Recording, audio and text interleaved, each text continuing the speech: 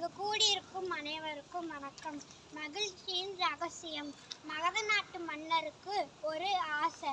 அவரோட நாடு பூரா மரங்களை நட்டு வைக்கணும்னு ஆசை. அப்போ அவரோட அரண்மனையை சுற்றி நிறைய மரங்களை நட்டு வச்சுட்டு வந்தார். அந்த நட்டு வைக்கிறத பார்த்த மக்களுமே அவங்களோட தோட்டத்தில், காடில், வீட்டு பகுதிகளில் நிறைய விதைய வச்சுட்டு மரங்களை நட்டு வச்சுட்டு வந்துருந்தாங்க. அப்போ மகத நாட்டு மன்னர் இந்த இயற்கையை நல்லா பசுமையாயிடுச்சு, நம்ம ஒரு நாள் வெளியே போய் பார்ப்போம் மரங்கள் எல்லாம் எப்படி இருக்குதுன்ட்டு போனார்.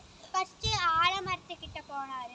ஆலமரமே ஆலமரமே, நீ நல்லா இருக்கியா, உனக்கு ஏதாவது குறைகள் இருக்கா அப்படின்னு கேட்டார். அப்போ ஆலமரம் சொல்லுது, ஆமாம் இருக்கு, நான் நல்லா பார்க்க பெருசாக இருக்கேன், நான் அகலமாக இருக்கேன், ஆனால் என்னோட காய்கள் எல்லாமே குட்டி குட்டியாக இருக்குது, இதை பார்க்க எனக்கு ரொம்ப அவமானமாக இருக்குது, எனக்கு பிடிக்கலன்னு. அப்போ புயல் ஏதாவது வந்தால் நான் சாஞ்சிடலான் இருக்கேன் அப்படின்னு சொல்லுது. அதுக்கப்புறமா மன்னர் அத்தி மரத்துக்கிட்ட போனார். அப்போ அத்திமரமே அத்திமரமே, நீ நல்லா இருக்கியா, உனக்கு ஏதாவது குறைகள் இருக்கா அப்படின்னு கேட்குறாரு. அப்போ அத்திமரம் சொல்லுது, ஆமாம் இருக்கு, நான் பார்க்க ரொம்ப அழகாக இருக்கேன், என்னோட கிளைகளும் அழகாக தான் இருக்குது, காய்களும் அழகாக தான் இருக்குது, ஆனால் இந்த காய்க்குள்ளையெல்லாம் பூரா சொத்த சொத்தியாக இருக்குது, இது எனக்கு பிடிக்கல அப்படின்னு சொல்லுது. அதுக்கப்புறமா மன்னர் வேப்ப மரத்துக்கிட்ட போகிறாரு.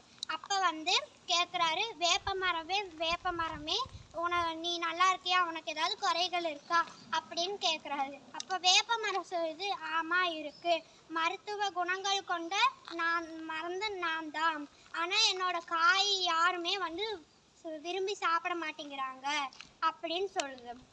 அதுக்கப்புறமா மன்னர் முருங்கை மரத்துக்கிட்ட போகிறாரு. அப்போ முருங்கை மரமே நீ நல்லா இருக்கியா, உனக்கு ஏதாவது குறைகள் இருக்கா அப்படின்னு கேட்குறாரு. அப்போ முருங்கை மரம் சொல்லுது, ஆமாம் இருக்கு, என்னோட காய் அப்புறம் கீரை இதெல்லாமே மனுஷங்க விரும்பி சாப்பிட்றாங்க தான், ஆனால் ஒரு பலமாக ஒரு காற்று அடித்தா கூட என்னால் தாங்க முடிய மாட்டேங்குது, இதுக்கு நான் ஆடுறேன் அப்படின்னு சொல்லுது. அதுக்கப்புறமா மன்னர் புளிய மரத்துக்கிட்ட போனார். அப்போ புளிய மரமே நீ நல்லா இருக்கியா, உனக்கு ஏதாவது குறைகள் இருக்கா அப்படின்னு கேட்குறாரு. அப்போ புளிய மரம் சொல்லுது, ஆமாம் இருக்கு, நான் பெருசாக தான் இருக்கிறேன், ஆனால் யாருமே மக்கள் இங்கே ஓய்வெடுக்க மாட்டேங்கிறாங்க, மரம் பூரா பட்டையாக இருக்குது அப்படின்னு சொல்லுது புளிய மரம். அதுக்கப்புறமா மன்னர் பனை மரத்துக்கிட்ட போகிறாரு. அப்போ மன்னர் கேட்குறாரு, பனைமரமே நீயாவது நல்லா இருக்கியா, உனக்கு ஏதாவது குறைகள் இருக்கா அப்படின்னு கேட்குறாரு. அப்போ பனைமரம் சொல்லுது, ஆமாம் இருக்கு, நானெல்லாம் ரொம்ப பெருசாக இருக்கேன், ரொம்ப ஹைட்டாக இருக்கிறேன், மனுஷங்க எல்லாருமே நான் அண்ணாந்து தான் பார்ப்பாங்க, ஆனால் யாருமே இங்கே ஓய்வெடுக்க வரமாட்டேங்கிறாங்க அப்படின்னு வருத்தப்படுது. அதுக்கப்புறமா மன்னர் யோசிச்சுட்டே நடந்து போகிறாரு. இந்த மரங்கள் தான் நம்மளுக்கு வரங்கள், இந்த மரங்களே இப்படி குழம்பிட்டு நின்றுருக்குதே அப்படின்னு யோசிச்சு போகிறப்போ மகிழ மரத்தை பார்க்குறாரு. அப்போ மகிழ மரத்துக்கிட்ட கேட்குறாரு, மகிழ மரமே நீ நல்லா இருக்கியா, உனக்கு ஏதாவது குறைகள் இருக்கா அப்படின்னு கேட்குறாரு.